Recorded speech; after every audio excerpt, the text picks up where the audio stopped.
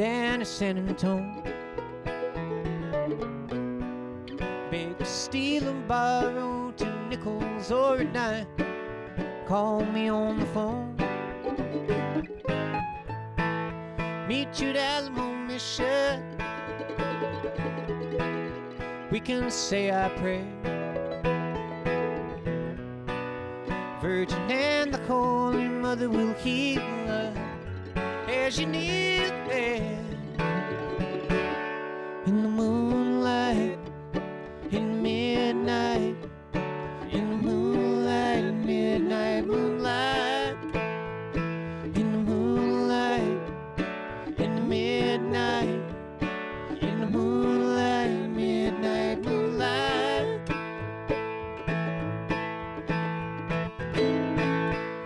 Ever feel sorrow for a love you have wrong? No hope for tomorrow,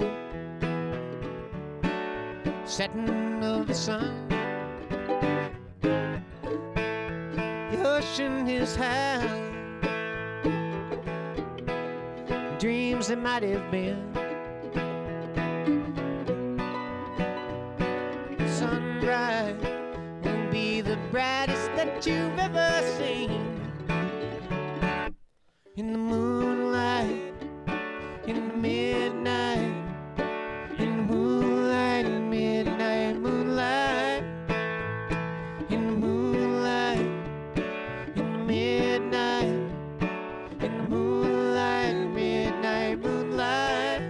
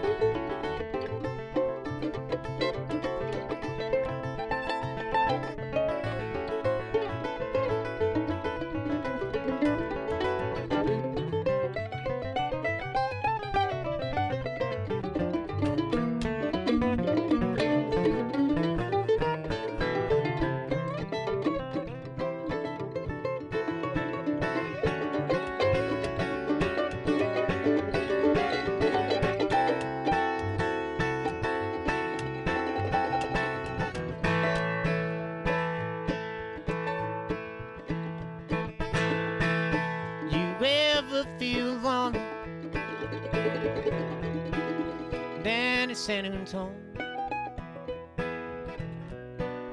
Beg, steal and borrow 2 nickels or a dime. Call me on the phone. Meet you at Alamo Mission. We can say our prayer. Virgin and the Holy Mother will heal us as you kneel there in the moonlight, in the midnight, in the moonlight, midnight moonlight, in the moonlight, in the midnight, in the moonlight, midnight moonlight, in the moonlight, in the midnight, in the moonlight, midnight moonlight, in the moonlight, midnight moonlight, midnight moonlight. Thanks.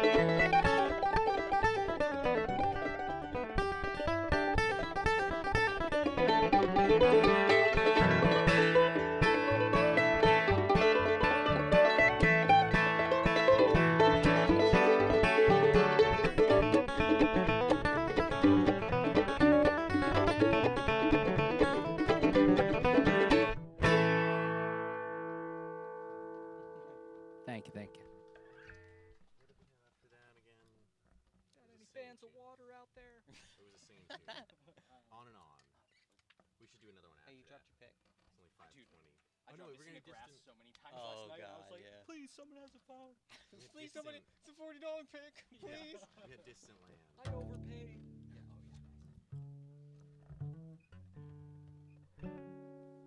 You gonna kick it? Yeah. I mean, how okay. Edwardian tempo. What? Edwardian Oh, tempo. okay.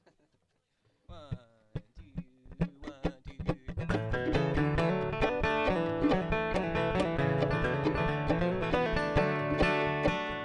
I remember very well on a dark and dreary day, just as I was leaving home for a distant land to roam. Mother said, my dear boy, I hope to see you next year again. Fare you well, fare you well. So I left my dear old home for a distant land to roam.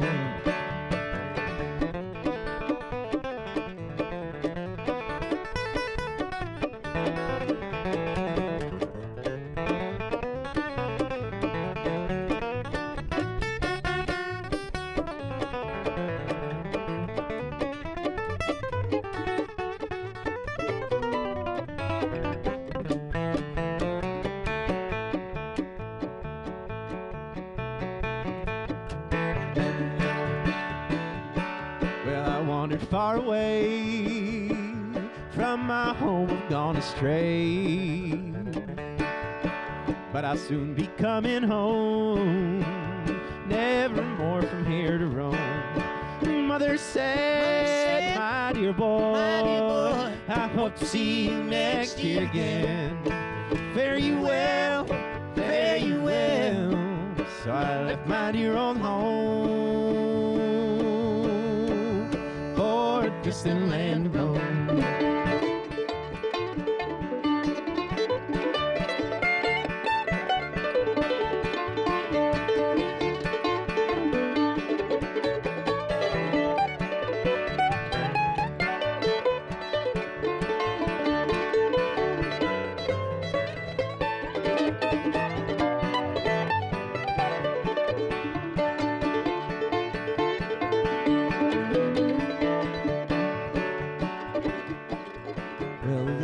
She said to me as she took me by the hand,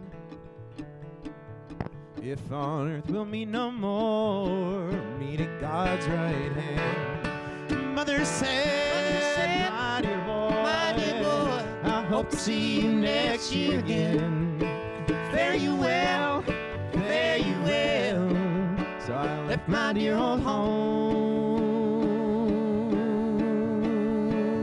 for a distant land to roam.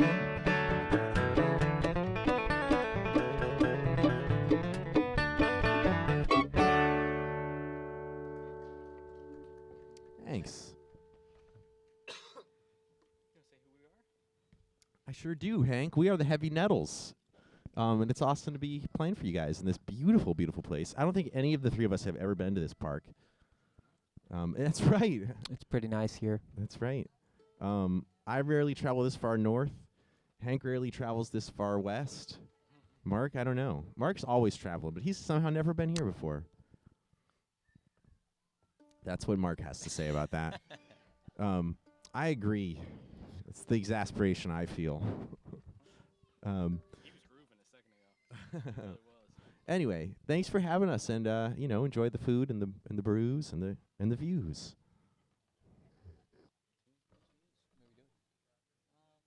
On and on. An A. The F sharp. Maybe F sharp. Oh yeah. Let's do another one after On and On as well.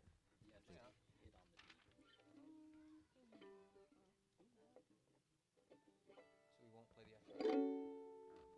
Want me to do the harmony up top?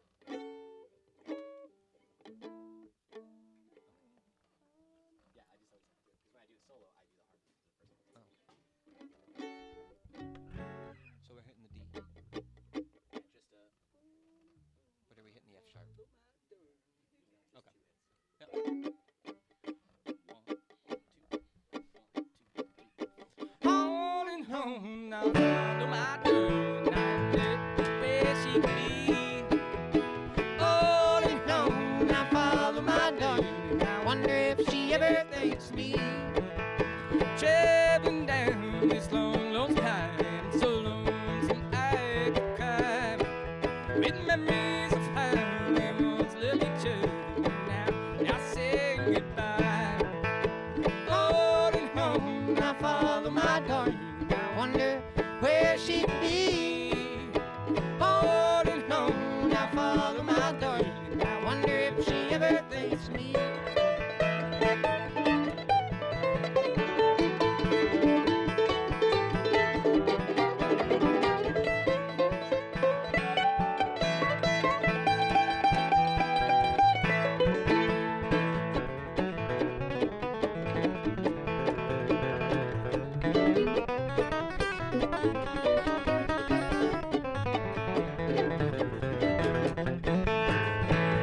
I cried through leather, breaks my heart just to hear your name. My friends that also love you, oh darling, they think that I am to blame.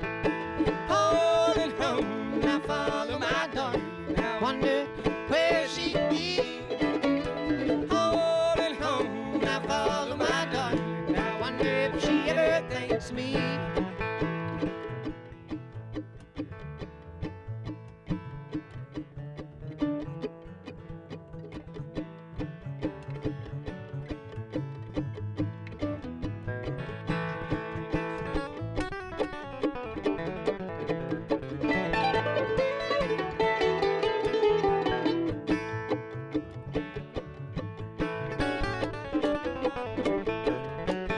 I had to follow you, little darling.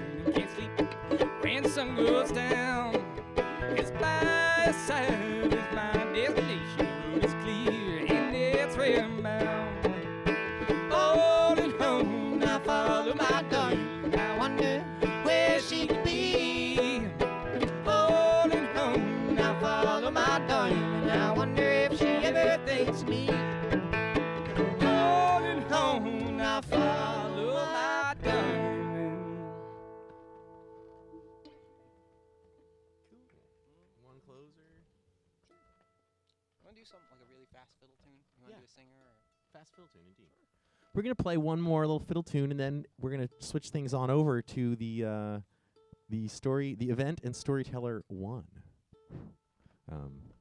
You know, the whole event. We're gonna get things rolling, so to speak. It says here his name is Storyteller 1. Hank's saying I mispronounced it. 1 is his last name. 1. Their Oh, last okay. name, yeah. So storyteller. We don't. Do you say the surname first here? So it's like one Is it one- storyteller. That's a good question. 1 story. Okay. Paratrooper style. Paratrooper style. Do you want to do cuckoo? Cuckoos. Couscous. Or cuckoo, no.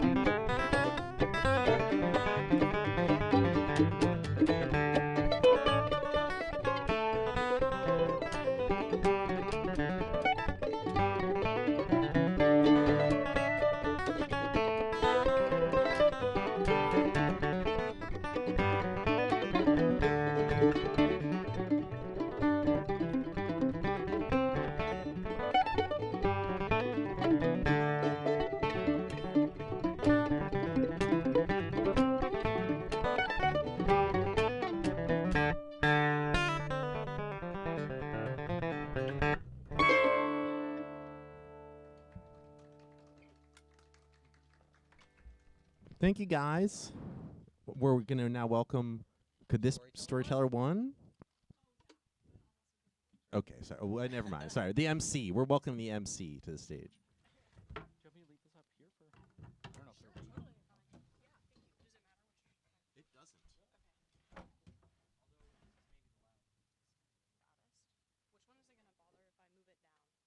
Any of them's fine. Hi, everyone. Thank you all for being here tonight.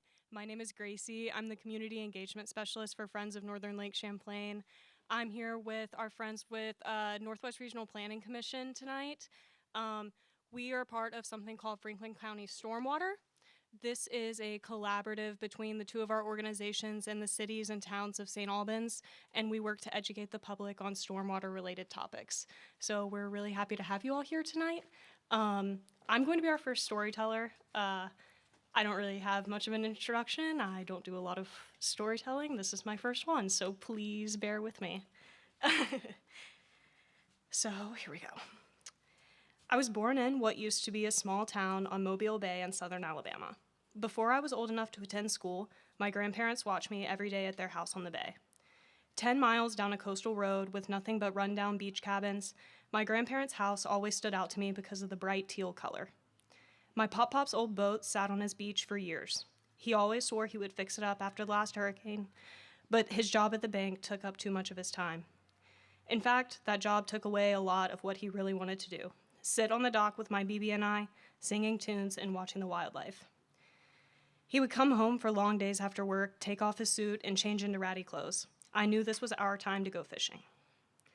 There's something special that happens in Mobile Bay, just here and in one other place in the world. It's called a jubilee. During these phenomenon, the oxygen in the deep bay drops so low that the fish swarm to the shallower waters to get more air. They usually only happen in the late summer months and the early morning hours, and avid fishermen can always tell when one might happen. My first jubilee happened when I was 2 years old. Any night after that, my pop-pop would beg to let me stay the night so that he could get me up before the dawn rises to catch the fish. Flounder, shrimp, and blue crab would be on the supper menu those evenings. I can still smell the hush puppies and fried fish being cooked after cleaning up and getting ready to help my BB in the kitchen. In fact, there isn't a single thing about that house I don't remember. The black and white checkered floors in the kitchen, the yellow sunroom that I spent hours learning to read in, the 2 mirrors on the opposite walls of the bathroom projecting a younger version of myself 100 times. It's strange, though, because I haven't entered that house in over 15 years. See, a lot of factors went into my grandparents deciding to sell. Hurricane Katrina hit in 2005. My brother was just a few months old, and I had just turned 3. I don't remember much other than my parents evacuating with a toddler, a newborn baby, and a 13-year-old chocolate lab. We returned to where my grandparents had stuck out the storm to keep a watch on their house. This wasn't their first storm, but it was the scariest they'd ever stayed through. I remember my pink rain boots that I wore as I helped to pick up the wreckage, trying not to notice my family's sadness. This led to the first talk about selling. We're getting too old for this. The next came when the bamboo that the storm brought in began to take over their beach. Instead of coming home after work and fishing every day, my pop-pop was trying his best to clear the bamboo. We're getting too old for this again. Finally, the Deepwater Horizon oil spill happened in 2010. The beach was coated with oil, there were no longer fish swimming to shore, and the water was a shade of black I had never seen. This was my grandparents' final straw. We're too old for this. I promise this will not be as sad for the rest of the story. They did go on to purchase a teardown house in Mississippi, and I call them weekly and ask if they were still too old for a little bamboo. This was also the moment, though, that I decided I wanted to work in water quality. I went to a small liberal arts school in Birmingham, Alabama, where I began as an architecture major, thinking I could combine my love for art and sustainable building. My junior year, I took an environmental law class where I wrote a paper about the laws that were formed after the Deepwater Horizon oil spill. My professor, who happened to be one of my favorites but was notoriously a little scary, called me into his office one day after class. Nervous and sweating, I walked in, and I glanced at the certificate from Vermont School of Law on his wall. He tells me that I'm actually pursuing the wrong major, and he would like to be my advisor. He could tell that environmental science was my passion. He connected me with another professor who assisted me in my senior research project. We spent the year walking campus together, gathering data about birds. This professor was also from Vermont. During one of our walks, she asked me what I was considering after college and whether I was open to advice. I had a great internship working on the Coosa River, but I knew I wanted to adventure somewhere else. I told her that I was unsure and that any advice would be welcome. She told me that Vermont was the place for me. She gave me a list of towns to look for apartments in and guided me through looking for jobs. I applied to be an Eco AmeriCorps service member, honestly having very little clue what that entailed. I got an interview, and the next thing I know, I was telling my family that I was moving 1,500 miles away. Shocked is an understatement. I was the first person in my family to ever move out of the South. In the end, they supported me and eventually came around to being excited. My pop-pop sat me down and asked how much of growing up on the Bay I really remembered. I told him it was something that I could never forget and I took with me wherever I go. He told me to spend as much time as I could on the water because one day I may be too old to. My dad, my dog, and I packed up my car to begin our road trip. He was never an emotional dad, so I was surprised when he teared up when we crossed the Vermont state line. He got me moved into my apartment and left, very reluctantly, a few days later. After dropping him off at the airport, I came home with a lonely feeling that I did not know what to do with. I got my dog leashed up, and we took the 1-mile walk to the Burlington waterfront. I experienced my first ever Vermont sunset over Lake Champlain with my very best friend in the world. I compared the sunset to the countless ones that I'd seen over Mobile Bay. I quickly found there was no comparing the two. I just knew that I had worked really hard to get to see this one. I walked to the waterfront with my dog almost every day that the weather allowed after that, and thought of the house on the bay every time. But not in a way that was yearning to go back, in a way that I knew I had found somewhere that had made me just as happy. I would now say that I've really embraced the Vermont lifestyle, living in the mountains with the Lamoille River in my backyard. I get to work in an organization that advocates for our shared waters, and I get to stand in front of our beautiful lake with all of you tonight. I'm so grateful to have lived in a place like this for just a few years, and I can't wait for what's to come. Thank you, guys. And I'm now going to introduce our next storyteller. Sherry is the owner of Morgan Hill Farm, located in North Hero, Vermont, a real hidden gem for nature, animal lovers, and flowers. Our farm acres are dedicated to saving grassland birds, lilacs, and our cut flower fields provide bouquets and farm-style wedding and event flowers. If you feel the need to clean up, visit our farm stand for goat milk soaps, etc. Farm animals, Morgan horses, myotonic goats, chickens, and Labrador retrievers. Thank you, Sherry. My story and my family's story, kind of. My dad was in the Navy, got shipped down to Texas. He is from Vermont, my mom from Quebec. And they came back to Vermont, late 60s, early 70s, and bought what is my farm today. Sorry. They became dairy farmers with my brother at the helm. Goodness gracious, that's a lot of work. But anyhow, long story short, as time travels, things happen, and the farm was lost. And I had gone off to school. My father had told me what was going on. I gave up my schooling, came home to try and save the farm, told him to sign everything over to me. Let me take the helm for 2 years, and I'll get you guys out of debt, and we'll all be happy. Well, my mother wouldn't let me do that. So time rolled on, and the farm came through onto a bankruptcy. I knew when it was coming. I worked 3 jobs to get my income up so that I could buy 40 of the original 136 acres. It worked. Years later, another piece of the farm came up, and I got that. And life was good. And it became the permanent home, and still is, for my Morgan horses. And I have shipped those horses all over the world. I've taken courses through CSU, Ohio State, and then the state of Vermont sent me to South America on an equine mission. And it was to promote equine industry in the state of Vermont and the Morgan horse. And they said I could take someone with me. Who better to take than your veterinarian, who was from there. So we traveled into Sao Paulo, and I got to tell you, I was terrified. Third world country, yada, yada. Anyhow, we learned the fine art of embryo transfer, and we came back to the States, and I became a person set on preserving stuff. So I learned to flush embryos from my Morgan horses. They are frozen in nitrogen tanks today.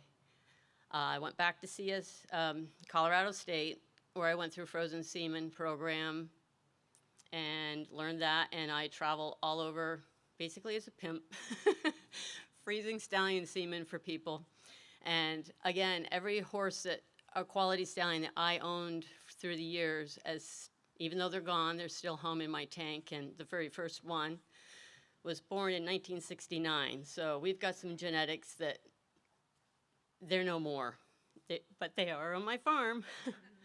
Anyhow, time rolled on, we all get older, and I was out there haying one day, and I always do it by myself, and I shut the tractor off, and it dawned on me, where are those birds? Where are those little black birds with the white on them that made all that funny little noise? Well, they're the bobolinks. So I did a little research, and I said, I'm going to get those birds back. And along with the bobolinks came the meadowlark. And as far as I know, there is only about 98 nesting pairs left in the state of Vermont. We have at least one, possibly two on the farm. And we do allow people to come out with bird walks. That's how I met Gracie. And they came out, and the meadowlark showed himself very gracefully. So I love that. I'm glad that part has happened. It's returned, and I want the farm to stay that way for generations, people to enjoy all these birds. And now that I've come into, quote, retirement years, I don't know what retirement is because I started raising cut flowers. And then I am in my 6th year. I have a high tunnel that I got through NRCS grant. You can find me at the farmer's market up in Taylor Park every Saturday. I got an example of some of the flowers. And then to put another stone on the pile, I realized that once again, the lilacs are becoming kind of rare. And this is a thing that a lot of people don't know, and this is where I am going. I'm slowly getting out of the animals because I am getting older. Flowers are a lot of work. And there was only, 3 years ago, there was only 3 people in the United States that you could actually buy lilacs from through the mail. And they were breeders. So I jumped onto the bandwagon, hooked up with one of them, and I have 41 varieties currently at the farm. And believe it or not, there are over 400 varieties. And through the International Lilac Preservation Society, they sent me some clippings this year, end of May, of some very rare lilacs. And I'm very happy to say that they have all rooted. So maybe in 3 or 4 years when all these lilacs grow up and they're all in bloom, we have decided we're going to have a lilac festival. People can come and visit the farm. They can stroll through the flowers, and basically, if you want to take a lilac home, there will be one there for you. And don't forget to stop at the farm stand because it's chock full of goat milk soap. And we have baby goats now, and usually there are baby goats. They're the myotonics, which are basically the fainting goats. And it is the only fainting goat herd in the world that is qualified to be exported outside of the United States. So that's my bio, and it's been long, but thank you.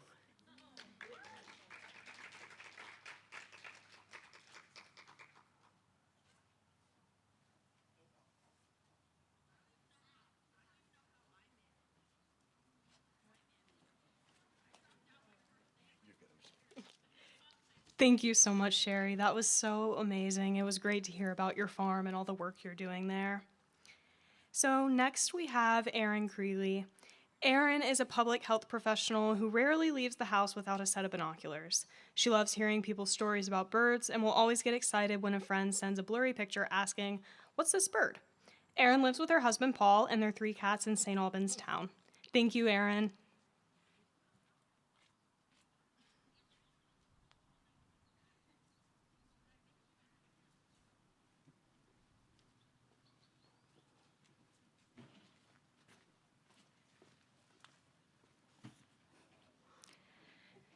I had already lived in St. Albans for 4 years when the pandemic hit in March 2020. I had lived here, and I hadn't yet felt connected to my town, my new town. I was torn between a commute and not having many connections to the place that I'd chosen to live. But that changed with my job in April of 2020 when I got a job with the Vermont Department of Health here in St. Albans town. And that happened for 2 reasons. One, you might expect, the commute got a lot shorter. It was 4 minutes.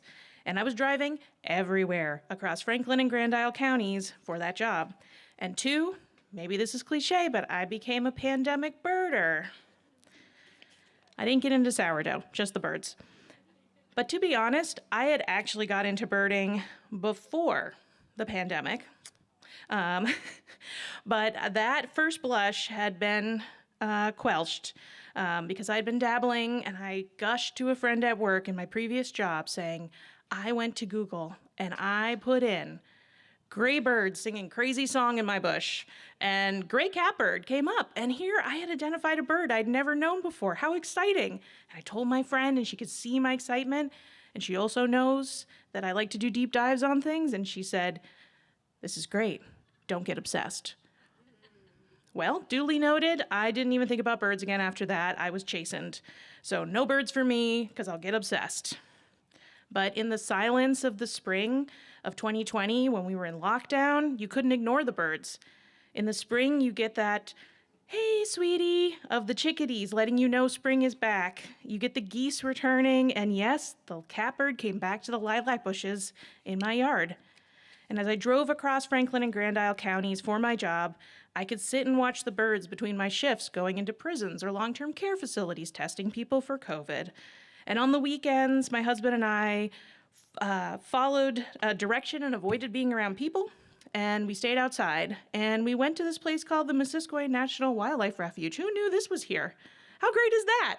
They got all these trails. Let's go spend all our time out there. And we got giddy, and I got giddy at all of the first that we got. My first veery, being able to see that in the Milton Town Forest. I'd only ever heard the growing up as a kid. My mom called it the spiral down bird.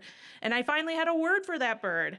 That was so exciting. Seeing my first green heron and my first kingfisher sitting on a stick over the water looking for something.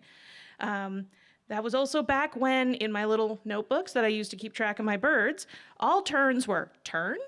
I didn't know which one was which, but their flight was magic, looking out over St. Albans Bay, and we could just watch it, not knowing or caring what bird those were. And we could also listen to the keening of the cedar waxwings and just see how fabulous they are. How could these birds exist? How were they here this whole time with their fancy nails and their bright yellow on their tails? They were like drag queens. They were amazing. This was the coolest bird I'd ever seen. And ospreys, I didn't even know that those were a thing, and here they were in Fairfield Swamp. How cool. I'd never seen one before. So through spring and summer, all these birds in the Missisquoi Delta and exploring these counties carried me through all those long days and the anxiety of wondering, what comes next? Are we going to get a vaccine? When does that happen? Or are we going to keep testing? It's the summer. Everyone's outside. What's going to be like in the fall? And yep, fall came, and the sounds changed outside. The woods were easier to see through, but there was less to see, less movement, less song, less birds, less bouncing life all around. And stick season is a challenge for a lot of people, regardless of the pandemics that are happening or not. And that year it was a challenge. And I was going into stick season already pretty depleted. I had done a whole lot of COVID testing between then, from the spring until then. And that silence and stillness of stick season sat on me, and I could feel it as going into that new season. And going into November, more change happened. People are now more inside. There's more testing. We're back at the prison. We're back at the long-term care facilities. And then I got the worst news that one of my cousins that spent time with me in my house that I grew up with had died. He was only a couple years older than me.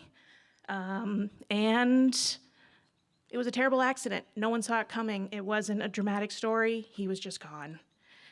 And with that, I didn't know what to do. Where do you take your grief?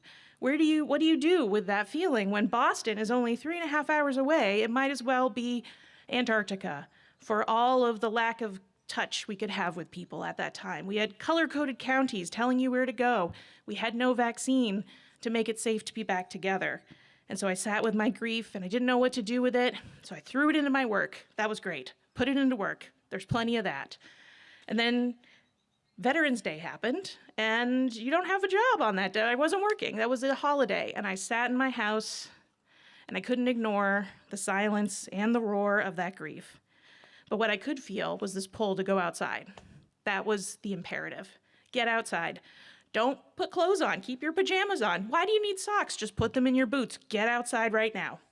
So that's what I did. Got in my car and just kept driving. Kept driving west, drove towards the Delta, drove towards the lake, drove over the bridges into Alberg, to Alberg Sand Dune Park. And I had this memory of seeing a sign, an interpretive sign that summer saying, snowy owls can sometimes be seen here on the beach in the wintertime. Like, is it winter yet? Can I see a snowy owl? Maybe I could have a little sign. It would be great to see a snowy owl. I need that right now. Spoiler alert, I didn't see a snowy owl. They're not there in November. I've never seen one there, even though I've tried. And what I did instead was walk that beach without my socks and my boots. I got plenty of sand. But what I felt in that moment, looking out over gray water, gray sky, trees were gray. There was a peace there. There was the wind, there was the shifting sediment of the beach, dark sand, light sand, little shells that crunched in such a particular way under your feet. All you could feel was being in that moment.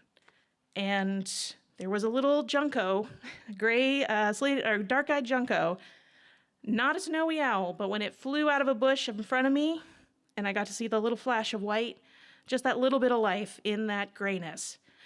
A gray-colored bird in the grayness just gave me a little bit of hope. And is it cliche to say that I found peace in that moment? Is it mystical to say that the lake called me out in my grief to be there with it? What I do know is that I had spent that summer and that spring and into the fall so focused on out, be outside. I didn't let the inside, have the outside come inside as well.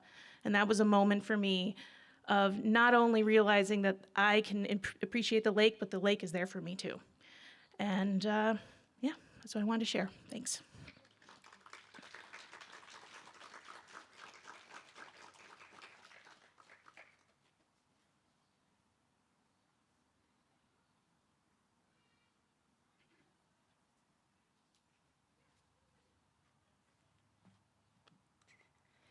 Thank you so much for sharing such a beautiful story, Erin.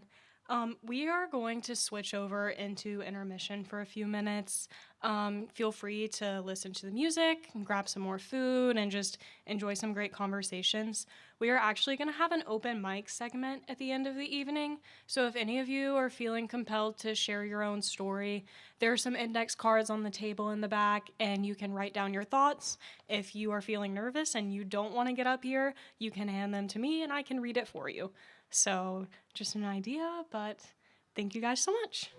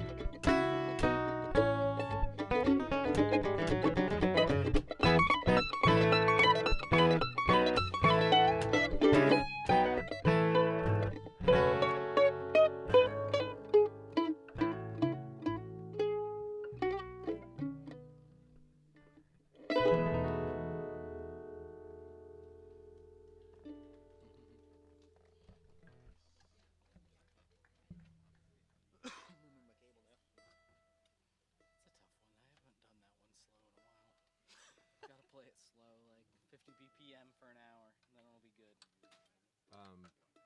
You guys want to get along little yearlings? I don't really know it. Okay. I don't know it either, but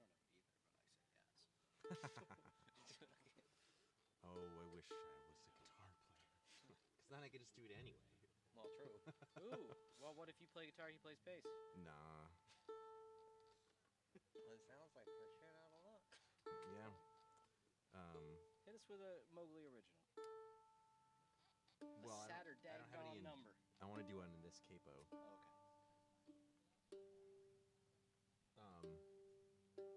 Saturday gone. Do you do You should have Gentle I Mind? If we did it in D, do you do it with the capo? You do? Okay, sweet. Let's do it. Do you want me to do the melody up front? Yeah. How quick do you want it? A little slow. Gentle on my mind. in E. Or D? C. You doing C? Interesting. I do in D. What are you talking about? Well, yeah, but your finger.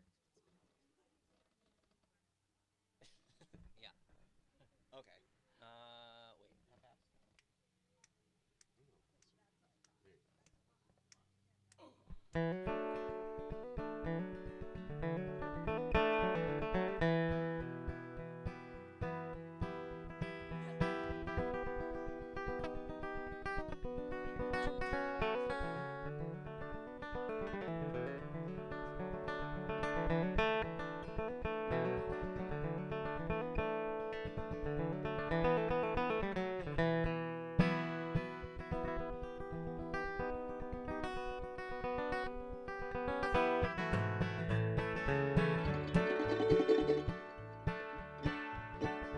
Well, it's knowing that your door is always open and your path's free to walk. That makes me tend to leave my sleeping bag rolled up and stashed behind your couch. Is knowing I'm not shackled by forgotten words or bonds, the ink stains that are dried upon some line. It keeps you on the back road by the rivers of my memory, ever smiling, ever gentle on my mind.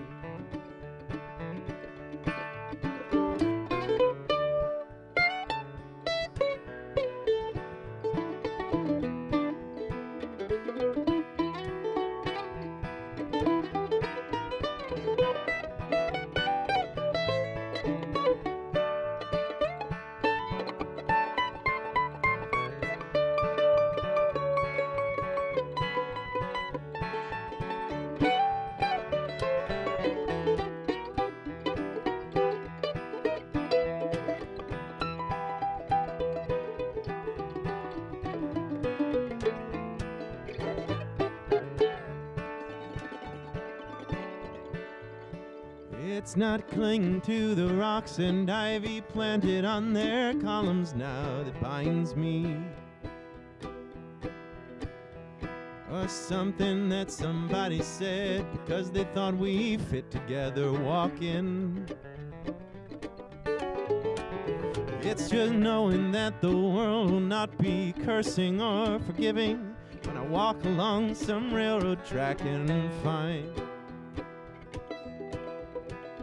and you're moving on the back road by the rivers of my memory, ever smiling, ever gentle on my mind.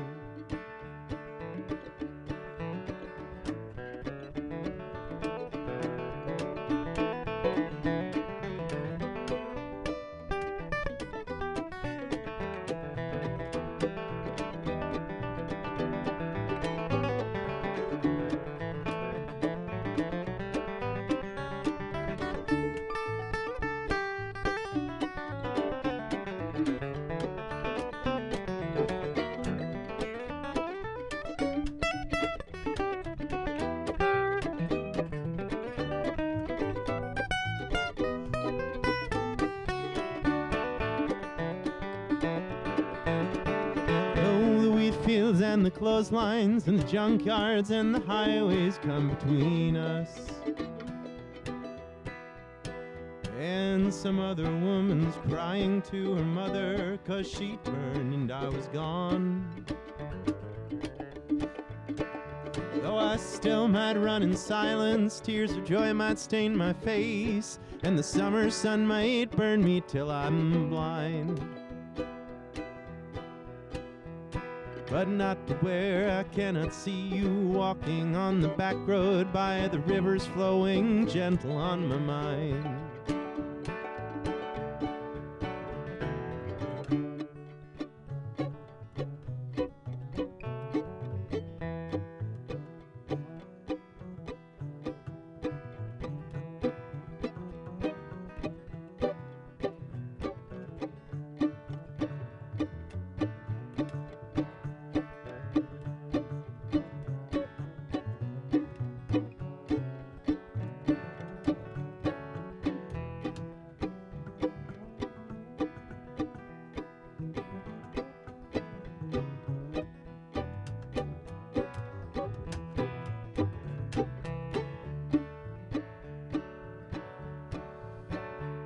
I dip my cup of soup back from a gurgling, crackling cauldron in some train yard.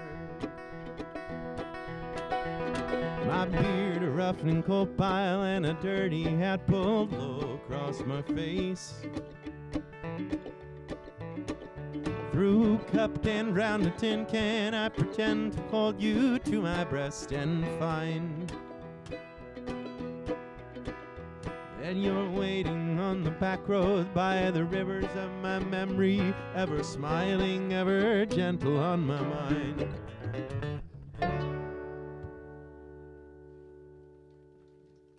Thank you. Glenn Hartford wrote that song. Somebody's a ripper. One of you dudes? Yeah. Why don't you go on, Hank? And then we'll just go background. If it could be an A Counter- or E or D. Him at Swips or whatever you say. It doesn't have to be, but just let me know as soon as you Let's know. do Short Life. We haven't done it in a while. Hey. Short life. Maybe a Salt Creek. I just Okay. Make it quick. Oh, they trying to get attention? Are you trying to get attention? I do. We can start it if you want. Just two things. We launched our schedule. I think Gracie might have grabbed ours. Juice tells me. Okay, perfect. Because I also saw that we were back on at 6:20, so I was like, okay, cool. So just give us a holler. Okay. Sweet. Thanks. Cool. How would we do Salt Creek first? Okay. Just burn it to tears.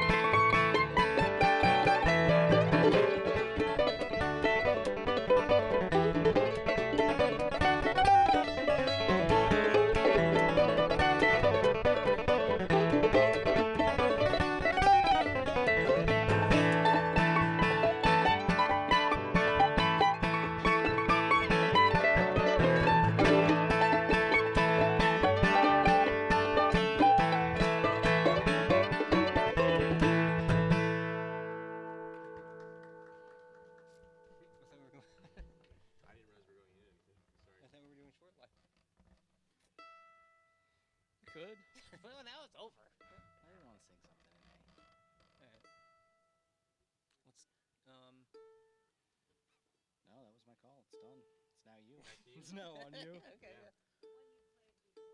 Jen on my mind. Well, John Hartford wrote it, but Glenn Campbell is the recording. Yeah.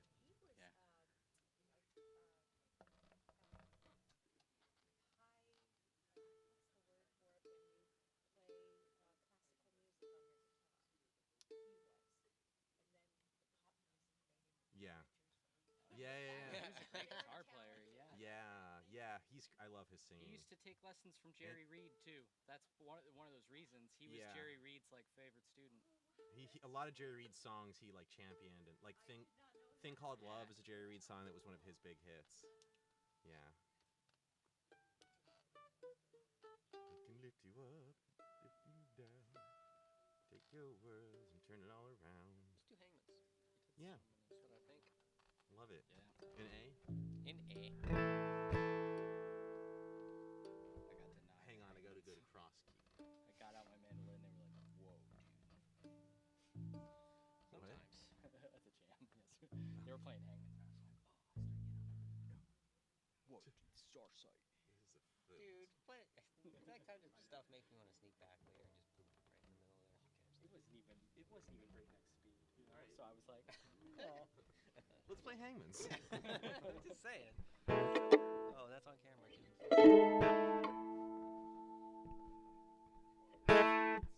Nice beads there. Beads. You know, the sound. Beats. They're called beats. Oh, beats. Yeah. All right.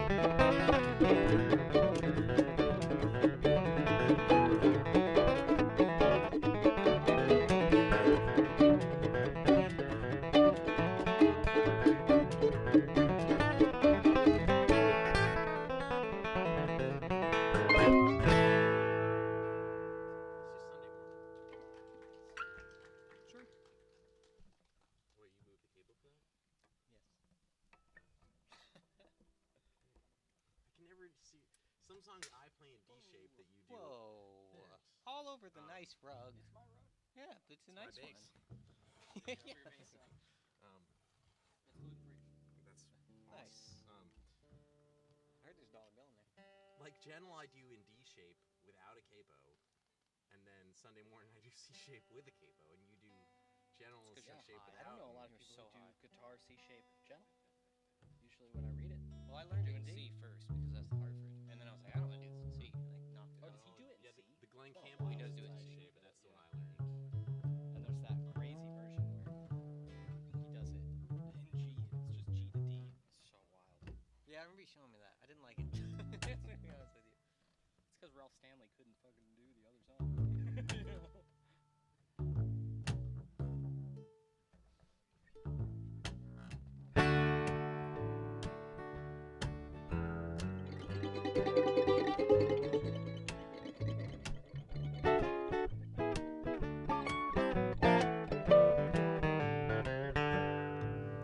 Well, I woke up Sunday morning with no way to hold my head that didn't hurt.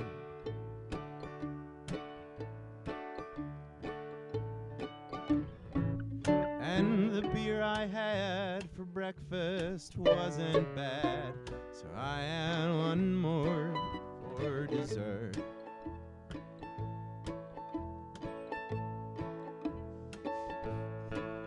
I fumbled through my closet, through my clothes, found my cleanest dirty shirt.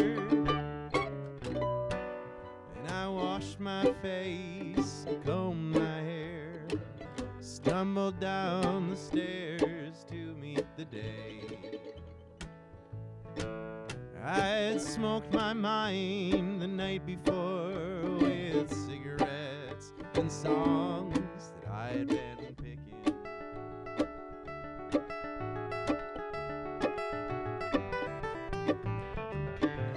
Lit my first and watched a small kid playing with a can that he'd been kicking.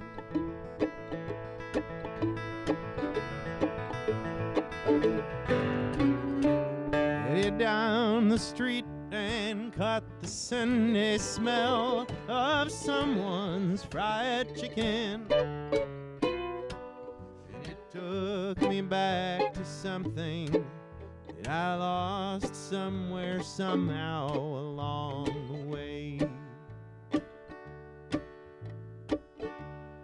On a Sunday morning sidewalk, I'm wishing, Lord, I was stoned. 'Cause there's something in a Sunday that makes a body feel alone. And there's nothing short of dying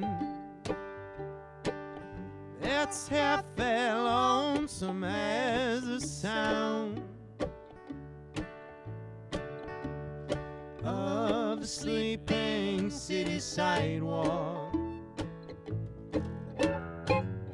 and Sunday morning coming down.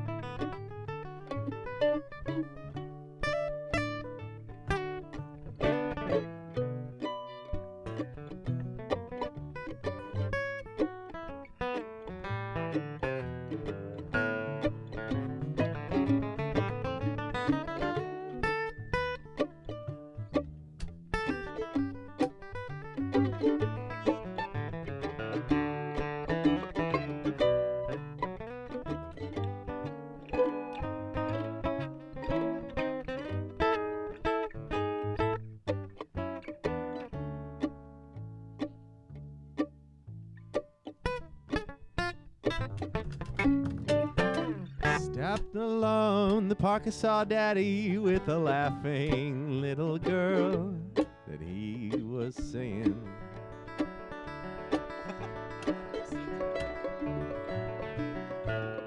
Then I stopped along the Sunday school and listened to the songs that they were singing.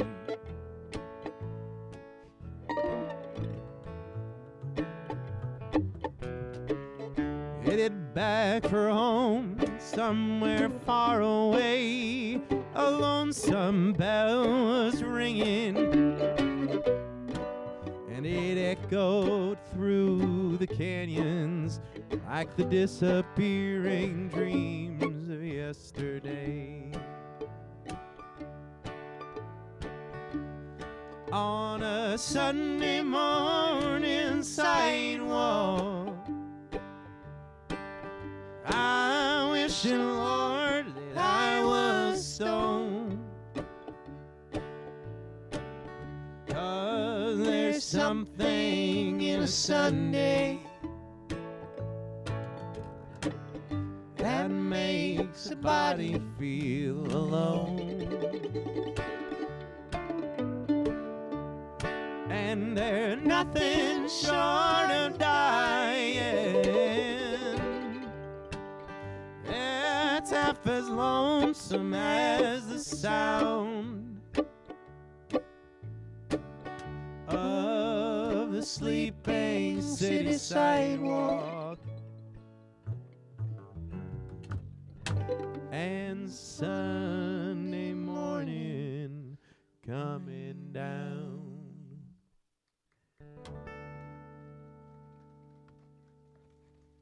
Thanks. One more. Sure. Yeah. I only play as one of you guys. We're going to do one more and then move things on to the next segment of our evening. This one's called Gray Owl.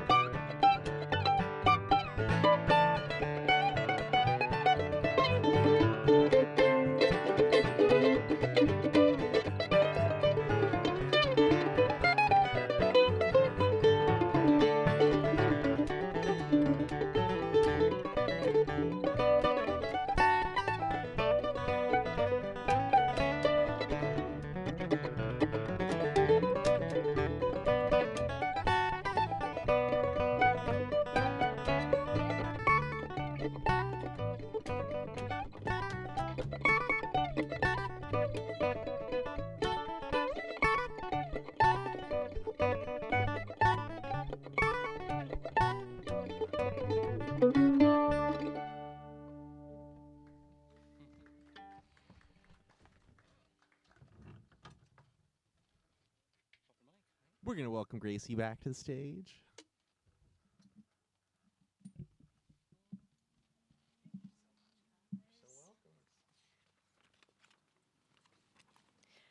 All right, we're going to have our fourth storyteller of the evening, Ed Gagne, tonight. Ed was born and raised in Franklin County, and he is born and raised Franklin County, Vermonter. He is a wildlife artist, conservationist, and hobby habitat improver. He's fished or hunted waterfowl on Lake Champlain and the Mill River Watershed for 35 years. Thank you, Ed.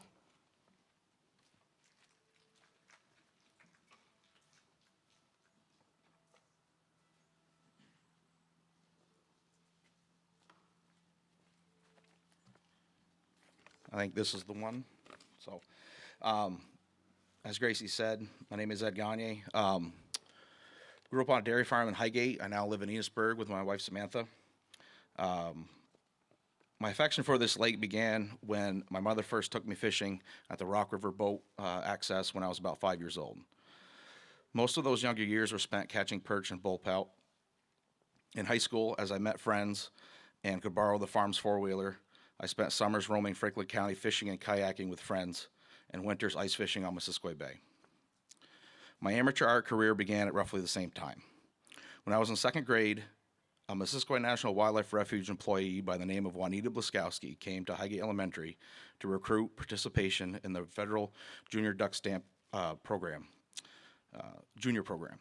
This was an art contest that mirrors the adult migratory bird stamp competition, or duck stamp. I don't believe I had drawn ducks before entering the competition that year, but I was good at drawing for a second grader and ended up with an honorable mention for my age group.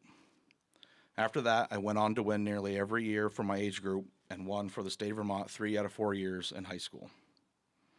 In 8th grade, I was sidelined from sports due to a knee surgery and picked up a decoy carving kit to pass the time.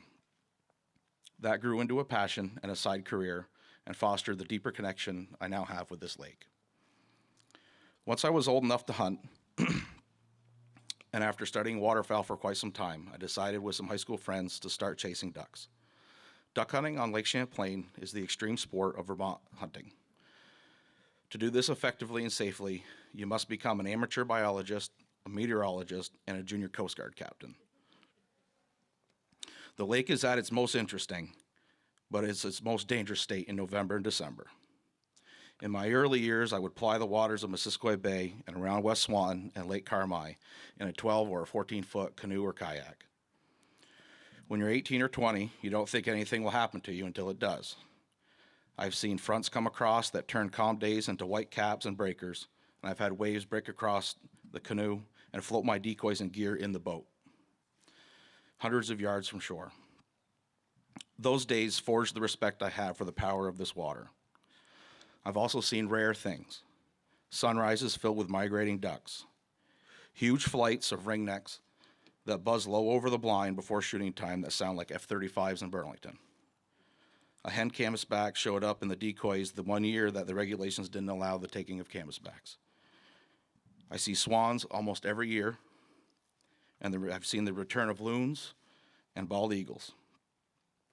I've had some amazing hunts and some days that ended up as nothing more than very expensive bird watching excursions. These three passions collided in the early 2000s when I was asked to donate a carved decoy to the Northwest chapter of Ducks Unlimited.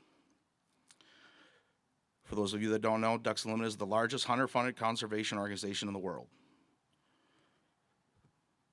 They are now conserving about 1 million acres of wetlands and watershed habitat in Canada, Mexico, and the US per year, and have conserved over 17 million acres since 1937. I was invited to join the organization in 2005 as a volunteer to assist in organizing fundraising dinners. I ended up taking over the Lake Champlain Islands chapter as chairman in 2011. For the last 20 some odd years, I've helped Vermont Ducks Unlimited raise an average of $100,000 a year for wetlands conservation. My annual dinner alone in March in North Hero has netted about $15,000 a year on average towards that total. As most of you know, $100,000 is not a lot of money today in Vermont.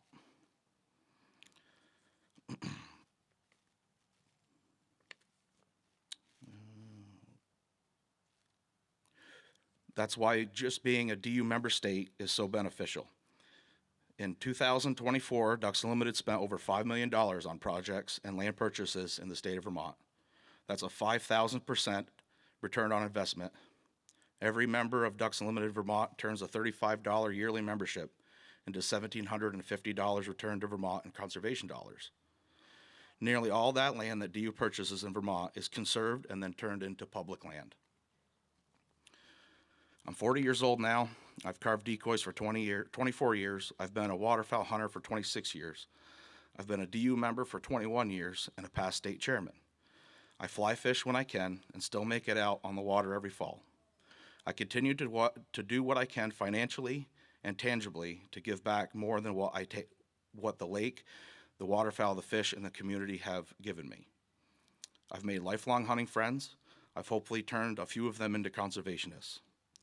I can't think of one single influence that has shaped my life and where I am than Lake Champlain. Its shores and tributaries and the experiences acquired on them are as core to my being as the water provides. It's fed me, my soul, and my art for 35 years.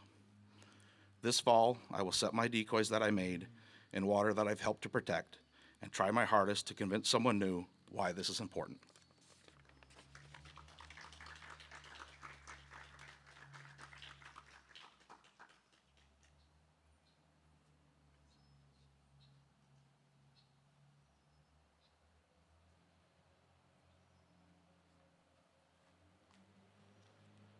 Thank you so much, Ed. I loved hearing about all the work you do with Ducks Unlimited.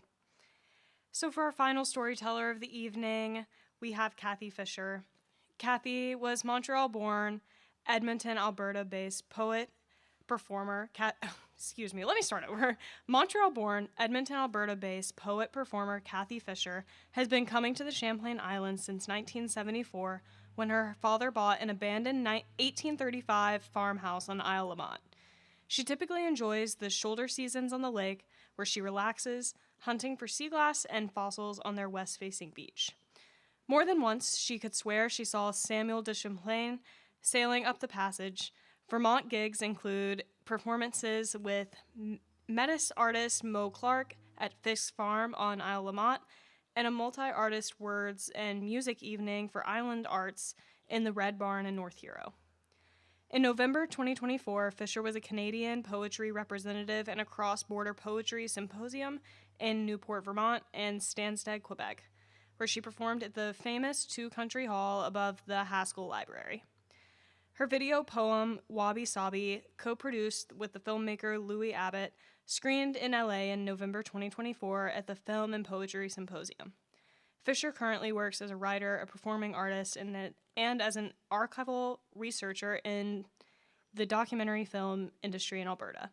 Fisher is also active as a host in the literary and spoken word scene, where she regularly produces and MCs evenings of words and music. Thank you, Kathy.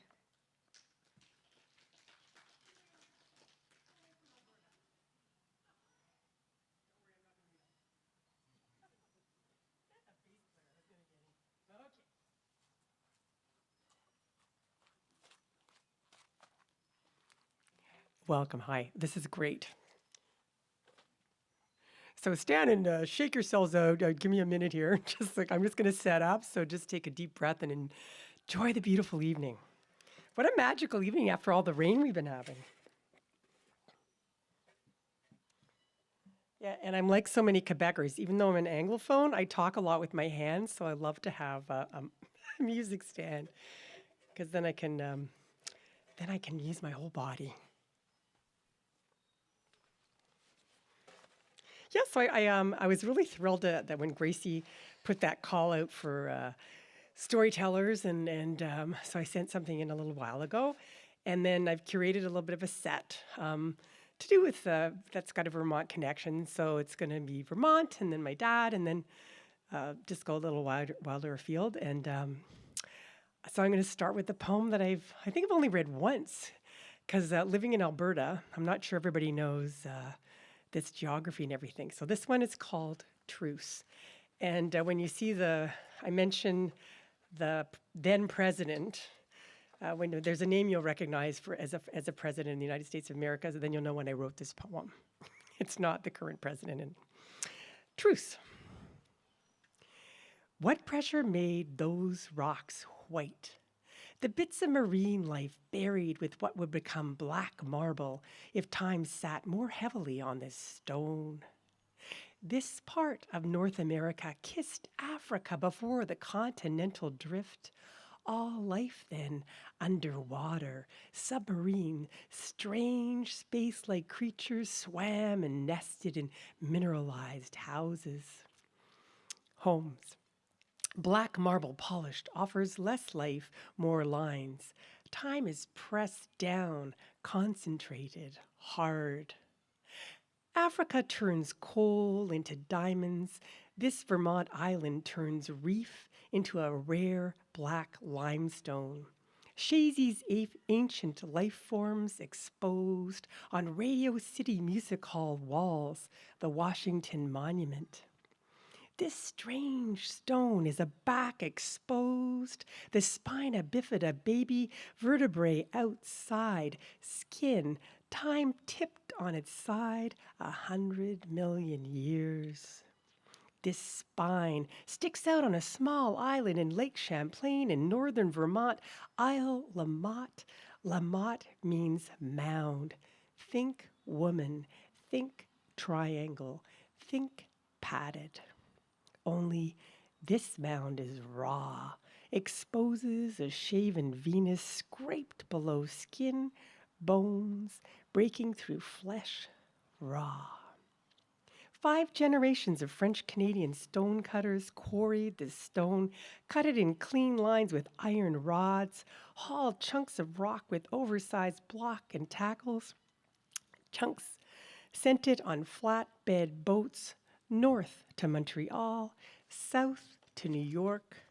The cribs for the Brooklyn Bridge are ancient Africa. The pylons for the turn of the century Victoria Bridge across the St. Lawrence are island limestone. Stonemasons cut cleanly, split gray stone, often straight lines. There is a fault line. It's where the fault lies. They cut in layers, slice into time like a bride cuts her wedding cake. The edge of the quarry, 100-foot-high wall which stretches, shoulders her way into black water. Here time is tipped sideways, married to stone and shell. Pressed into itself, it takes shape, an earth form archive. Here time concentrates, condenses, stacks in a many-layered cake. What caused it to tip over, expose eons in one go? You walk 2 miles from the south tip north. You cover 80 million years in 20 minutes. Each footstep, time, an unfathomable distance. This lake is home to a lake monster, a serpentine creature who inhabits the long waterway which stretches from Montreal to New York, north to south, the St. Lawrence, Richelieu River, Lake Champlain, the Hudson. The island now, a dairy community dried up, stones pitched in fields along old fence lines, an overgrown concession road. This is Middle America with century-old houses, above-ground swimming pools. It is rural and rebel, the trades and the retired, renegades and Reagan lovers. Just ask the supersized librarian. Quarriers want to sell this stone bed. Geologists want to save it. Who can question their joint love of stone? Those who carve it? Those who want to conserve it? Quarriers know it shines brightest when polished to a black spit shine. Even the preservationists know that those white life forms only came to light through the quarrier's deep cuts into the earth's crust. Pride of cut competes with those who want to save time, save the spine.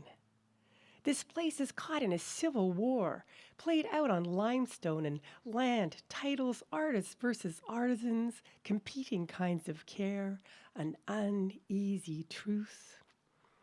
This island, 8 miles long, 2 miles wide. The few remaining cows and wild deer graze in scruffy fields around hard bits of stone which poke through a skin layer of topsoil. This island has been Africa, America, Lower Canada, the United States, has been cut in half, territory traded in Utrecht, Paris, treaty after war after treaty. The rock lies on its side, belly down, its back exposed. Spina bifida, archipelago, serpentine, spine. Thanks. So I thought, because you're into conservation, and it's kind of, I grew up in Lake Memphremagog as well before. So people go, oh, so is Lake Champlain your family home? I go, depends what you call family, because I grew up in Lake Memphremagog, which is my dad's ancestral home, and that also goes into Vermont. And when my dad and all his friends got mistresses, they all became outlaws. So I go, the in-laws are all in Lake Memphremagog, and the outlaws all ended up on Isle La Motte. Anyway, so the second poem, I'm going to introduce you to my father. And it's kind of a poem that has a little bit of his character. And it's he alludes to Vermont in it, but it's actually set on Lake Memphremagog, which is another international lake. Not as big, though. It's only 28 miles long. And I think you'll relate to when the lake first freezes. Thin ice season. A duck flew over open water yesterday. A huge raven circled the North Road field. Crows go south in winter, but ravens stay. Bruce says the big black bird lands, plants its shadow solid between mound-round drifts. Buried rows of sheared corn stubble, scores a black hole into powder white snow. I knew the lake would freeze last night. The bay was a black grin, steaming its final heat into the night sky. You could hear the water heave, seize, and split in otherworldly exclamations. Don't go out without a long stick, my father warns. Wear a hook fastened to your wrist, like Vermont fishermen. That way you can pull yourself out. My dog runs out onto the freshly frozen water of Sergeant's Bay. I yell after him to come back to shore. He ignores me, hot on the scent of a wild animal. The ice holds him, barely holds my heart, clutched in its mitt of winter fear.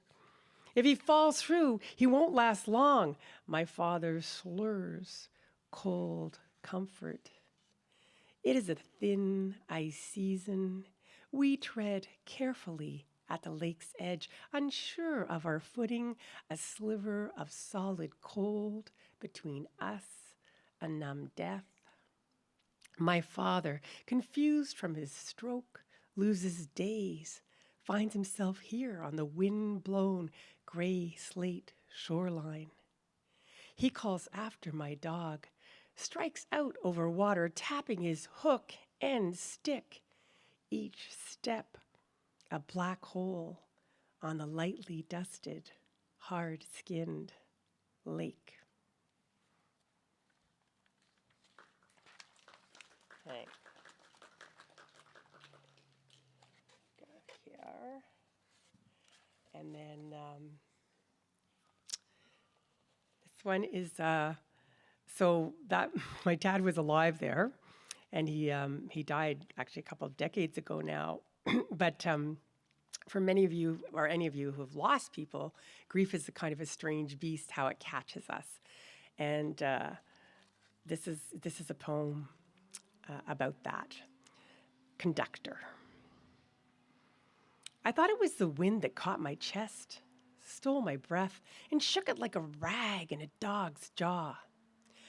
I was rollerblading the smooth asphalt surface of West Shore Road on Isle La Motte, watched Lake Champlain's white caps break in clean lines, band straight across the width of water, thick like the white space between black lines on unscored sheet music.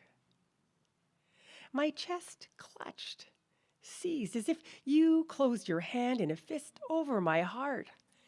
But it was you, Dad. You came to me all skin and bones, your right hand, fingers pressed together as you talk and wave, conduct an invisible orchestra, your whole hand trembling, trembling, you swimming in your own close skinny, your mind fixed on invisible ships and the horns, strings, drums of your otherworldly orchestra, your brow knit in anxious concentration, your eyes fixed on some far-off horizon I could not see.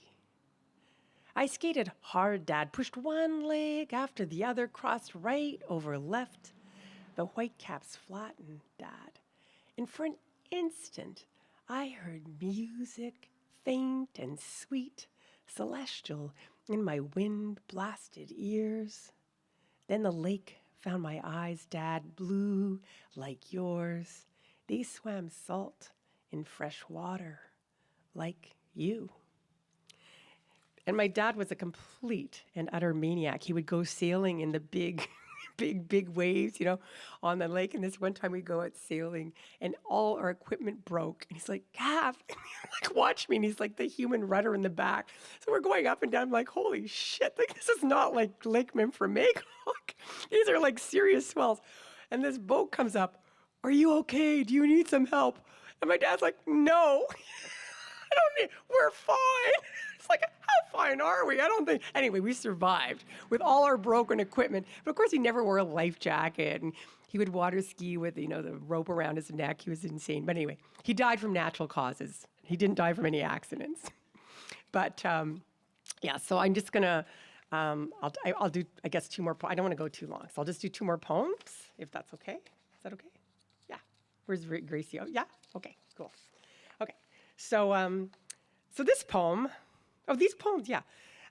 This poem is about, signs. Like sometimes we look for signs and we think, I'm sorry, I've got three poems. Like one is really, really short though. It's about the eclipse. I have to do that one because I came down especially for it's okay. We're good. We're good though.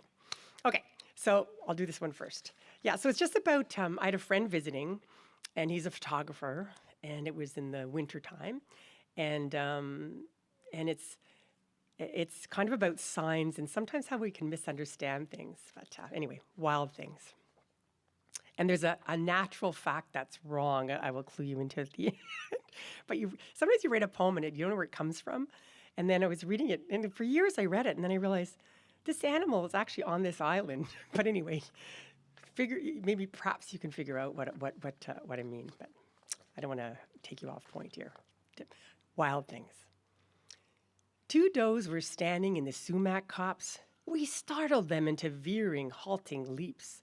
Then they were gone. It is 2 winters since that other doe, the one whose soft-edged frame filled our white December eyes with tawny heat and hard black hooves. It was daytime, the afternoon, and she was so beautiful. You caught her with your telephoto lens, her black nose a moist sensor, but we were downwind. Look, we said, she's come for us. The water of Lake Champlain was still, open, heat escaping in clouds of fog. She stared at us with anxious eyes. She was a wild thing, and we retreated so she would feel safe. Our hearts full from our sighting her spectacular beauty, we somehow thought it had to do with us, her arrival, a sign, a blessing. The next June, as water licks into cottonwood roots, a guest comes into the dining room breathless. I found a fox skeleton down by the shore. She does not know there are no fox here, not on this island. I follow her onto the uneven beach. Winter's high water has receded. We crunch across gravel, marble, clamshells, the sound, shattered crystal. I want so badly for the bones to be a fox and see them embryo-like, so small that for a moment I believe they might be. We have to look at the jaw, I say, a fox will have incisors. But we don't need to. A taupe leg juts out and foxes don't have hooves. I want to honor that hoof, its elegance and endurance, I want to bury it or wear it or make a rattle with that horn-tipped leg, but I don't. Instead, we shovel up the skeleton, wangle it into a black garbage bag, which you hold in a gaping yawn. Later, the local plumber tells me that she'd been run down by dogs, wild dogs, coy dogs. They'll single out an animal, he says, chase it until it sweats through its coat. Once they sweat, they may as well be dead. They can't but freeze to death. What if we'd known? What could we have done? After all, she was wild. If we'd called the game warden, he'd have shot her. If we tried to help her, she'd have gone into shock. In the end, she gave us her beauty, and we gave her a gravel beach on a protected shoreline without wild dogs. Without wild dogs. I have wept for that doe, wept for my ignorance, wept for my gratitude. How she chose us that icy December day and that sort of safe harbor, and us not knowing, lost in her elegance and freedom. How we thought her coming was a sign.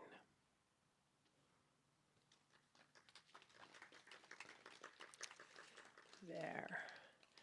And then, so just have two more. Okay. So this one is about the eclipse. Like, hands up for whoever saw the eclipse. Wasn't it amazing? It was amazing. Anyway, so I'm not sure how amazing this poem is, but this is what I wrote about the eclipse. So, and you guys, whoever was there will relate. Especially, it was so cool being next to the lake. So, and it had renters who came, and it was so funny because the hot water tank broke. So they ended up swimming in the lake. It was like April. And they was like, oh, okay, one adventure after another. And then the next day I had the hot water tank fixed. And then the kid still went in. He said, no, it's so much, the lake's cool. So anyway, totality. I'm sitting by an open flame. Ash burns with birch, a subtle orange outside. Raindrops evaporate. A fresh breeze blows. Clouds hesitate. It's early April, buds on stems and narcissus daffodil contend to open to spring's warming sun. I'm hopeful that will happen soon while I'm still here. But before I turn and fly through high clouds to bright Alberta skies. I'm still absorbing Monday's dark mystery, a full eclipse, 3 minutes of totality with friends gathered on Lake Champlain beach for hours, us with necks crooked back while dark lens glasses shield our retinae. So good to have the whole world pause, not for disaster, war, or shootings, but for timeless energies, magic, and astronomy. I could have used binoculars. I could have shot far better shots. I stood when sunlight vanished, turned head to north, turned head to south. Twin sunsets, burnished gold and red. Corona matched by second circle, planet Venus sparkled, twinkled. Birds fell silent, fresh air cooled, and peeper chorus gave me chills. Look up. We squint, uncertain of our naked eyes, sun obscured by Mother Moon. A shadow falls from blue, dark sky, so beautiful, it makes me cry. So, and I'm going to close with a little, it's like a love poem. So wherever we go, I don't know,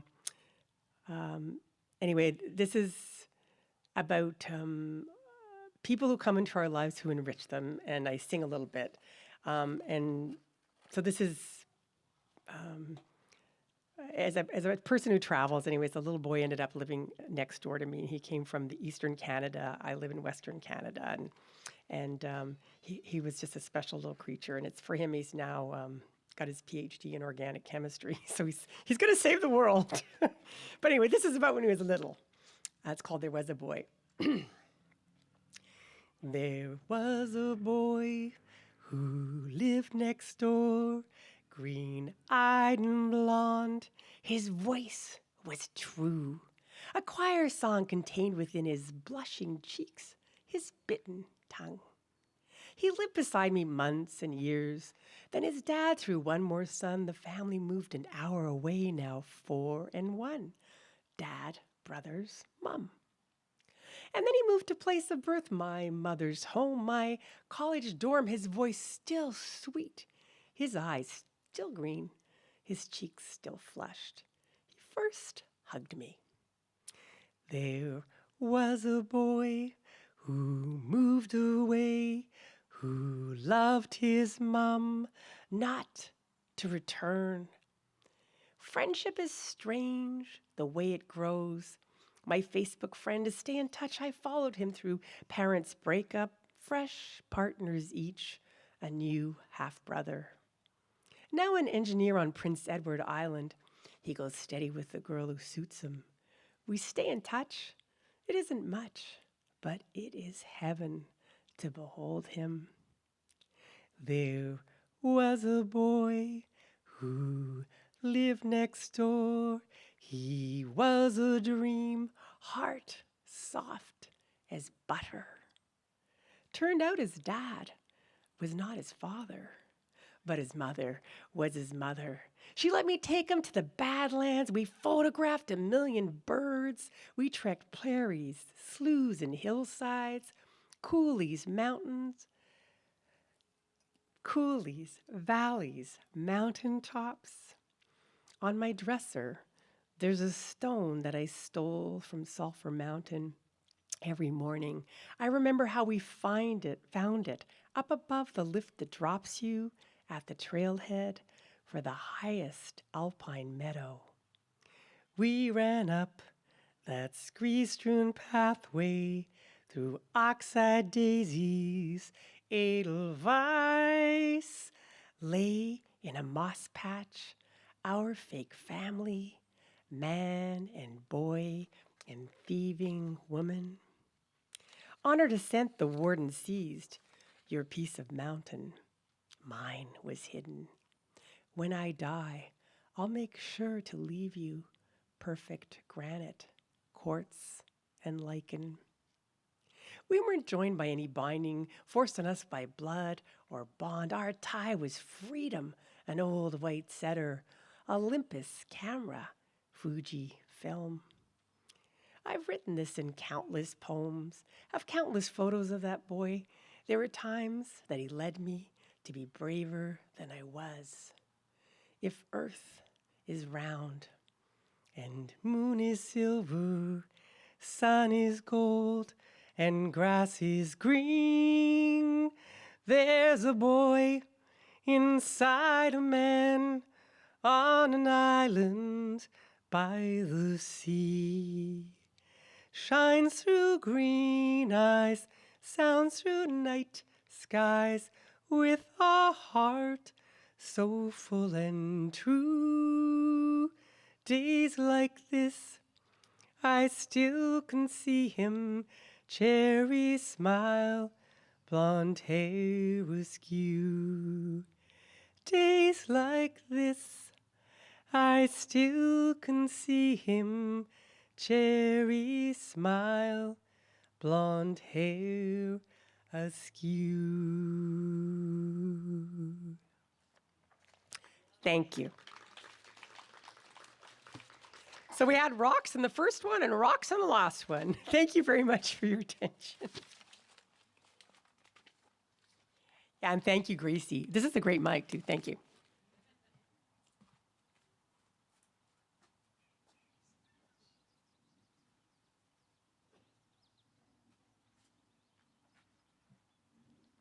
All right, thank you so much. That was our last storyteller of the evening. And now it's time for you to come up and share your own thoughts if you have any. The mic is going to be open for the rest of the evening.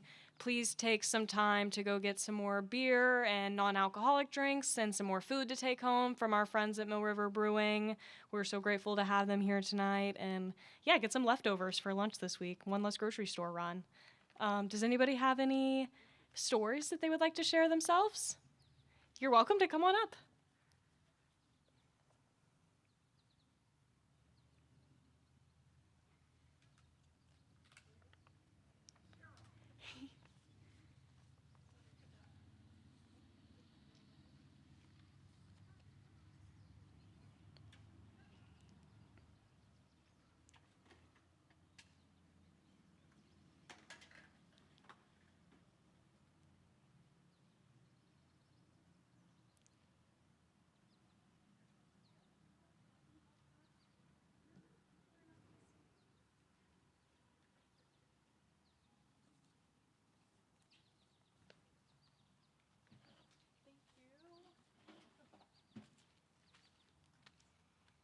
Hi, everyone.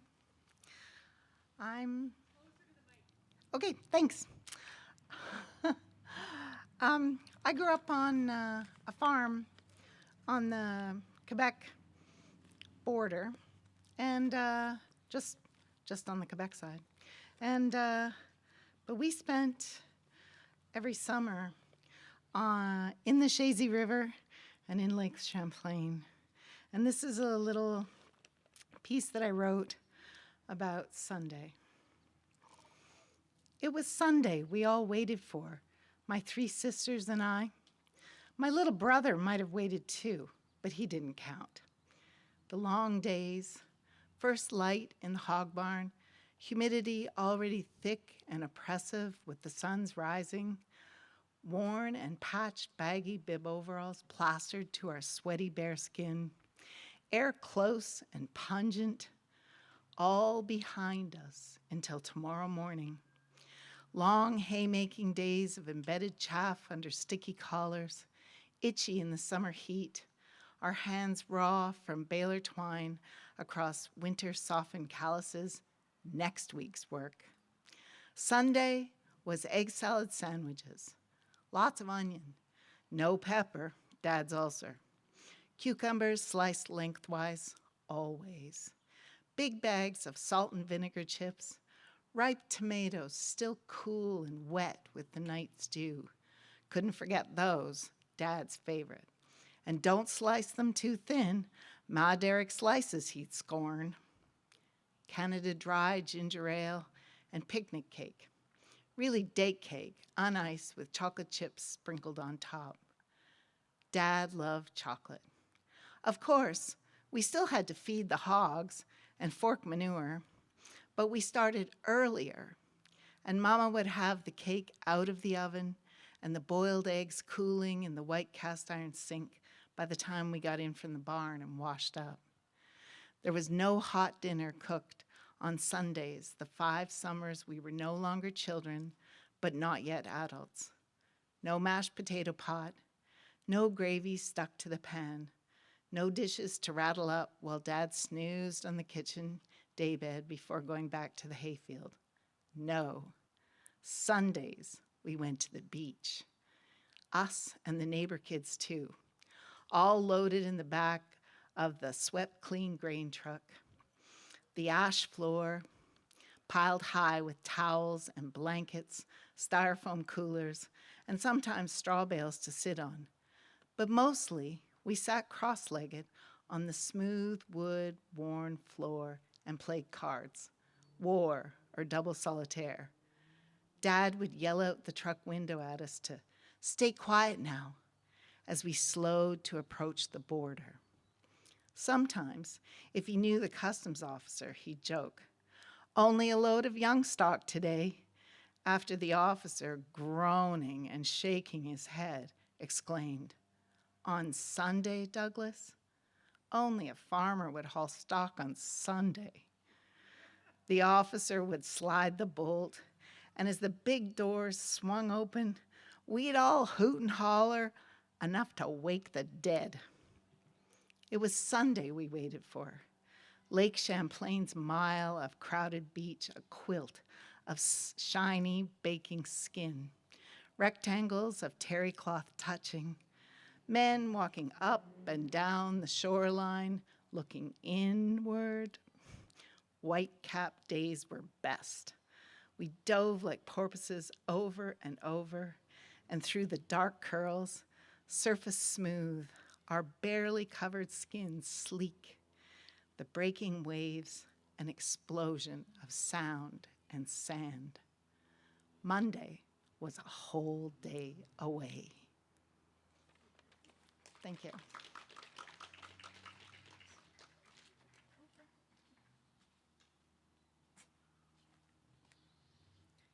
Does anyone else have any thoughts they'd like to share with us tonight? Thank you so much, Cheryl.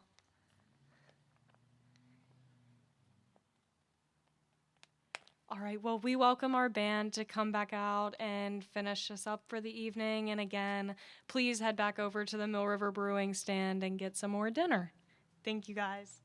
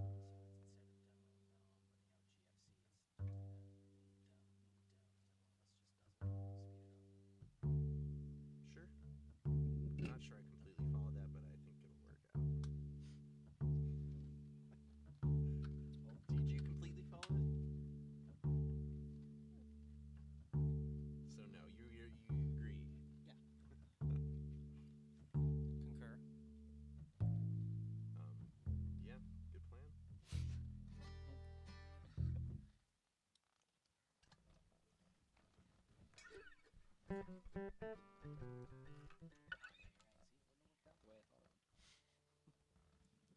a little quicker. Yeah. Well, you'll be in charge of it. At the end of Get It While You Can, bring it in. Bring it in. Let us do a couple Get It While You Can. Let's just let us do a couple first. Before you go running all up in there with your wheelhouse. Tommy Emmanuel did a cool solo like that. It was also like the craziest. Splinter or something on the other side of the bridge. $70 bill. You hear that? Listen to that. You want to take it around once? While I tune? Take it around. Take it around town. How you know it? I do know it, but how? What do you mean? Do you want me to Just play the take it chords? around. You Yeah. want me to solo? You or- bring it in. Well, you know, the best of both. Okay. Fast you want. Shaking. Take that. Love that.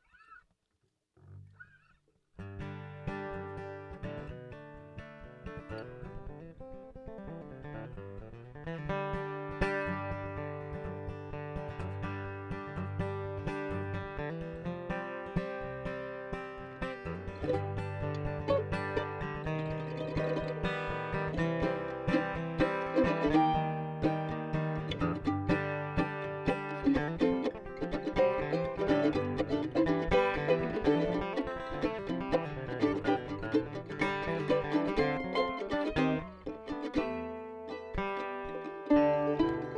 In this world, if you're loving anybody, taking the gamble on a little sorrow. But then who cares, my love, 'cause we may not be here tomorrow.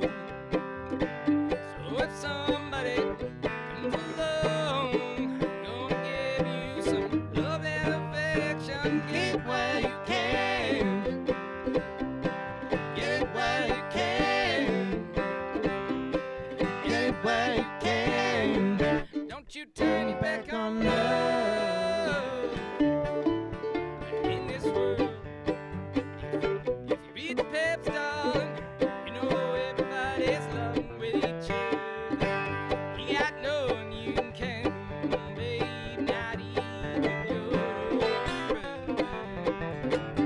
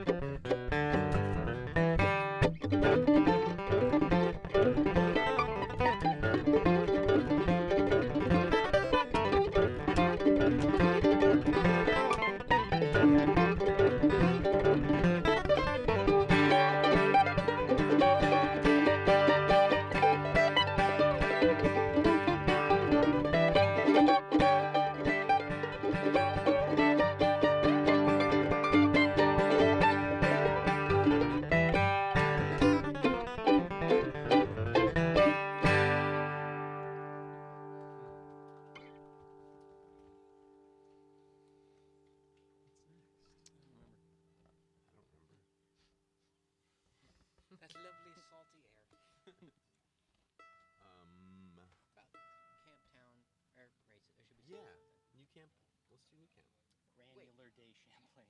Could we do Up on the Divide, actually? Ooh, yeah. Sure. Dale had a good one of this. I know, And dude. you know what he put it in? Goddamn C major. Upsetting, but still great. Everybody cried. Yeah, so upsetting. He was so drunk on whiskey that not everybody cried. Did he cry? No. But it was nice. It was a cute take. No, he's got great waltzes though.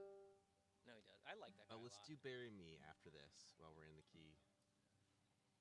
No, I really like It's a good It's key. The forbidden key. He had a waltz he wrote that was really good. Because he does those, he's been doing Sunday morning waltz sets. All the festivals. What a good idea. Yeah. Some folks go to church, some folks go to waltz. Yeah, he gets free food. That's good. Just 10. Yeah, you start, right? All right.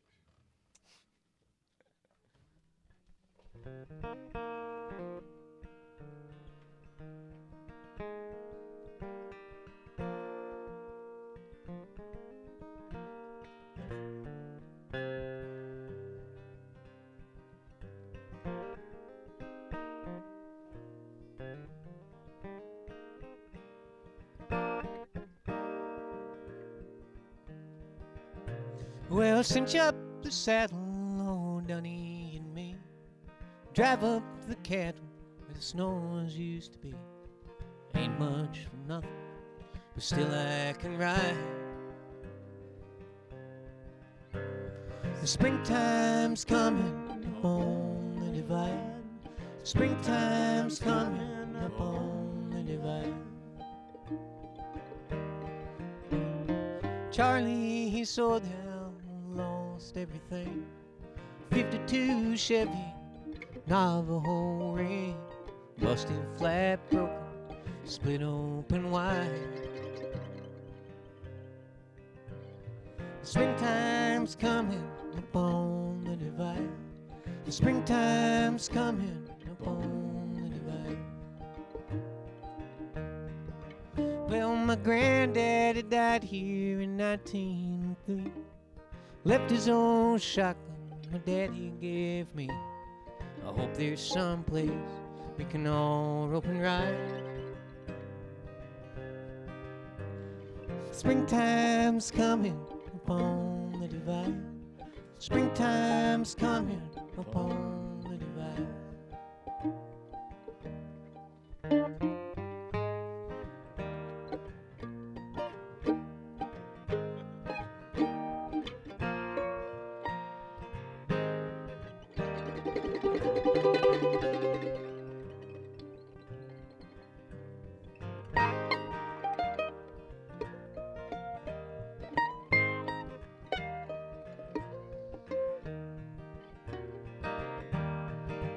Well, that grave on the hillside is long overgrown.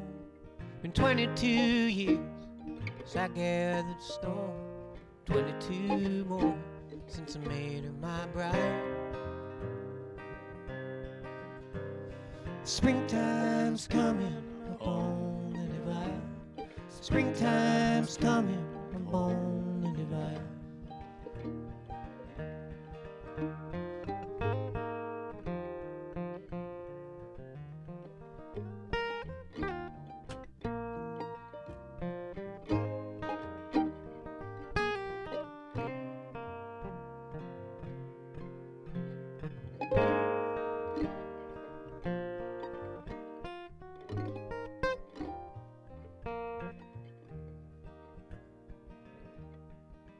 Well, the cook company man wants to eat up your coat, swallow your cattle, swallow your soul, pick you a grave about 10 acres wide.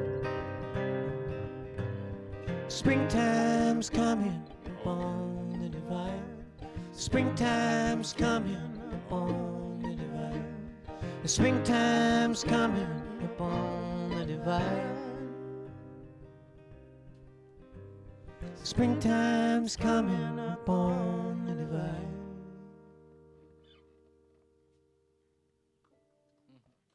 Bury Me Neath the Wheeler? Duh. You want to do it kind of up? Just play the melody up top?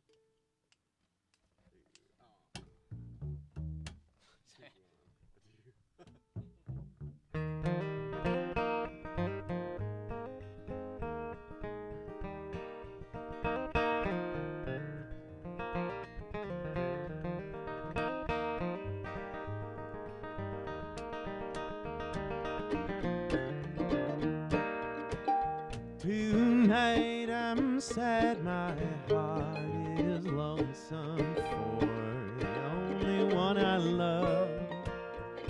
And shall I see her? Oh no, never, till we meet in heaven above. So bury me beneath the willow, under weeping willow tree, so she will know where I'm sleeping, and perhaps she'll weep for me.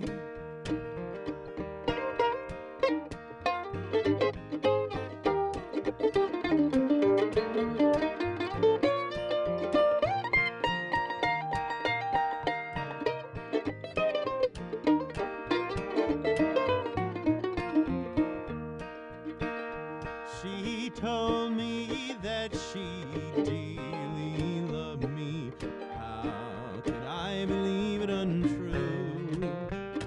Until an angel softly whispered, she no longer cares for you. So bury me beneath the willow, under the weeping willow tree, so she will know where I'm sleeping, and perhaps she'll weep for me.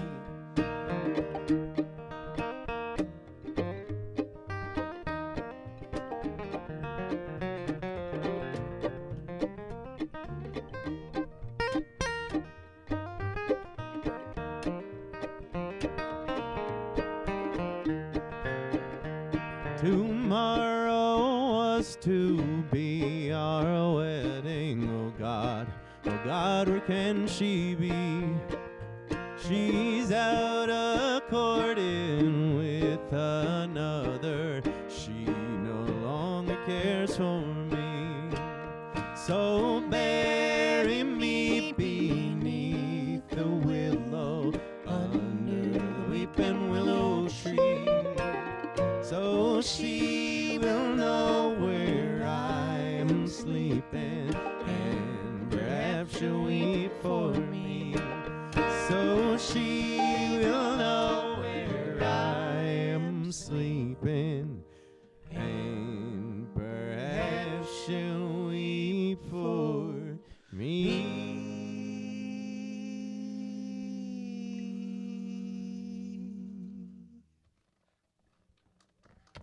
Thanks.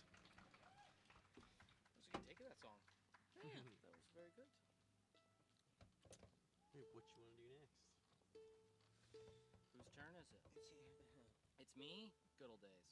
Wait, that's also a downer. Sweet Georgia Brown. Sweet Good old Georgia. days is fine. I do good old days. It's a This, oh, okay. Good old days. Definitely over Sweet Georgia, but we could interface. Oh, I see how it is. what keys good old days in? G. G, sweet. There's nothing wrong with G. We could interface right at the end, you know? Go off on a tear. Oh, I see. Yeah. What do you call that? There is a word for that. Going off on a tear. Like when the ragtime musicians start to go the diddle-a-diddle-a-diddle-a. There's a word. It's in, Yeah. it's Putting in on that the movie. Putting on the rips. Putting on, yeah, could be. Doing a tear. Or Damned Old Piney Mountain. I would do either. I'll give you a choice. Well, I'm gonna choose Let's Sweet do the- Georgia.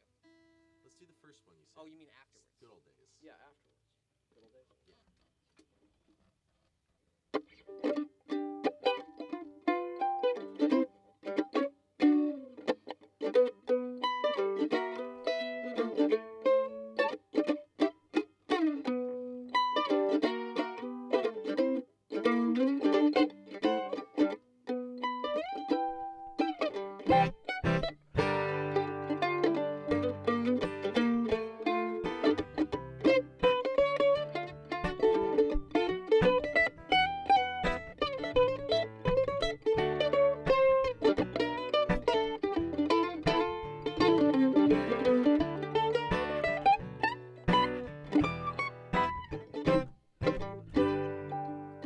Sometimes I get to thinking that we're almost done and there ain't nothing left that we can figure out. I guess you must have seemed a lot more like that back in the good old days. Love with the people we even met. Out for anything we can get. We did it then and we'll do it yet. Back in the good days, the good old days, the best of mine. A lot of good people that done gone wrong. That's my love when I sing this song. Go back in the good days. All join hands and we'll gather round when that old mandolin starts to make that sound. A lot of good things went down, down, down. Back in the good old days. Gotta go, Lord, you gotta go. Don't do that, don't you know? Hang around saying, well, I told you so. Back in the good old days. Good old days, the best known. A lot of good people have done gone wrong. That's my life when I sing this song. Go back in the good old days.